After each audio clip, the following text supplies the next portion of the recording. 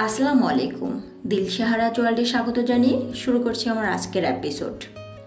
আজকে তৈরি করে দেখাবো ইনস্ট্যান্ট নুডলস। নুডলস এক ধরনের খাবার যা ঝটপট খাবার বা ইনস্ট্যান্ট ফুড হিসেবে খুবই জনপ্রিয়। ব্রেকফাস্টের জন্য ভীষণ মজাদার একটা নুডলস তৈরি করছি, তাও আবার ডিম ছাড়া। ভাবা যায়, একটা ফ্রাইং প্যানে পরিমাণ মতো রান্নার তেল দিয়েছি। তেলটা যখন গরম হয়ে আসছে তখন আমি একটা পেঁয়াজ কুচি দিয়ে 30 সেকেন্ডের মতন একটু ভেজে নিয়েছি।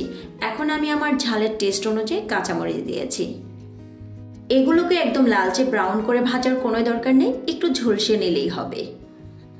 আমি এখানে 1 মুঠের মতন দিয়ে দিচ্ছি মটরশুঁটি। মটরশুঁটিটা দেওয়ার পরে প্রায় 1 থেকে 1.5 মিনিটের জন্য ভেজে নেব।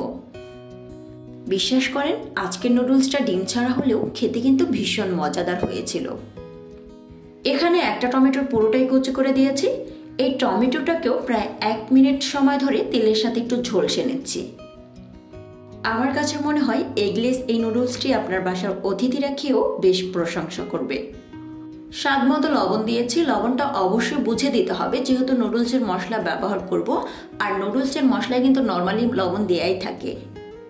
1 মুঠের মতন দিয়েছি পেঁয়াজ পাতা কুচি, আর সেটাকেও আমি প্রায় 30 সেকেন্ডের মতন তেলের সাথে একটু ঝলসে নিয়েছি। আমি এখানে 2 কাপের মতন পানি নিয়েছি, আর এই পানিতে আমি 2 প্যাকেট নুডলস রান্না করব। পানিটা অবশ্যই বুঝে দিতে হবে, যাতে করে অবশিষ্ট কোনো পানি না থাকে। কারণ পানির পরিমাণটা কম বা বেশি হলে নুডলসটা কাঁচা থেকে যাবে অথবা বেশি বয়েল হয়ে যাবে। সেক্ষেত্রে কিন্তু নুডলসটা খেতে একদমই ভালো লাগবে না। সবজির সাথে নুডলসগুলোকে একবার এইভাবে উল্টে পাল্টে দিচ্ছি। আমি এখানে 2 প্যাকেট নুডলস ব্যবহার করেছিলাম, আর 2 প্যাকেট নুডলসের সাথে 2 প্যাকেট নুডলস মশলা পেয়েছি। মশলাটাও দিয়ে দিলাম। এতে করে কিন্তু নুডলসের টেস্টটা অনেক গুণে বেড়ে যাবে। এখন অপেক্ষা করছি এই পানিতেই নুডলসটা একদম প্রপারলি সিদ্ধ হওয়া পর্যন্ত।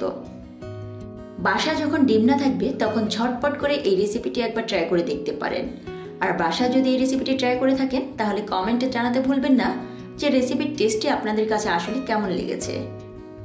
এক্সট্রা একটা ফ্লেভারের জন্য উপর দিয়ে সামান্য ধনেপাতা কুচি ছড়িয়ে দিচ্ছি।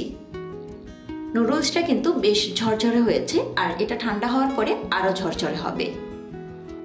আপনারা দেখছিলেন দিলশাহারা ওয়ার্ল্ড। এরকম সুন্দর, সহজ এবং সুস্বাদু রেসিপি পেতে অবশ্যই দিলশাহারা ওয়ার্ল্ডের সাথেই থাকবেন। ভিডিওটি ভালো লাগলে একটি লাইক করবেন এবং চ্যানেলটিতে সাবস্ক্রাইব করে পাশে থাকার আমন্ত্রণ করছি। আবারও দেখা হবে নতুন কোনো এপিসোড নিয়ে। ততক্ষণ পর্যন্ত ভালো থাকবেন, সুস্থ থাকবেন।